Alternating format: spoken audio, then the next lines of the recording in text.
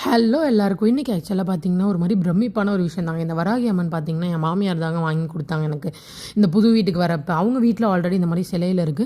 இந்த ஒரு சாமி மாட்ல மட்டும் எங்களுக்கு ஒரு ஈர்ப்பு எப்பவுமே இருந்திருக்குங்க. நான் தஞ்சாவூர்ல இருக்கேன்னா, எந்த சாமி கோயிலுக்கு ஃபஸ்ட்டு போறேனோ இல்லையோ, எனக்கு டக்குன்னு தோன்றது வராகி அம்மாவ போய் பார்க்கணும்னு. என் நல்ல விஷயமா இருக்கட்டும், என் கெட்ட விஷயமா இருக்கட்டும், என் மனசு அழுகுற மாரி விஷயமா இருக்கட்டும், அது எல்லாத்துக்குமே நாங்க போவோம். இங்க பாருங்களேன், அந்த அம்மா வந்து அப்படியே தண்ணி குடிக்கிறாங்க. அப்படியே அந்த ஸ்பூனுடைய கிராவிட்டி அப்படியே புடிச்சிட்டு இருக்க மாரி இருக்குங்க.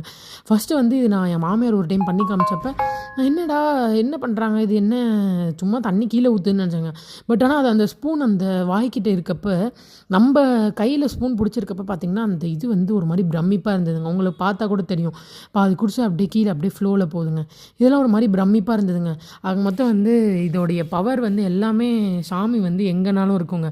நம்ம எவ்வளோக்கு எவ்வளோ பூஜையாவும், பக்தியாவும், சுத்தபத்தமாவும் இருக்கோமோ, அவ்வளோக்கு அவ்வளோ சாமியும் நம்ம கூடயே இருக்குங்க.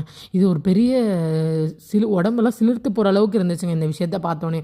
என் மாமியார் இதை பண்ண பண்ண எனக்கு அப்படியே நெகிழ்ந்து போயிடுச்சுங்க.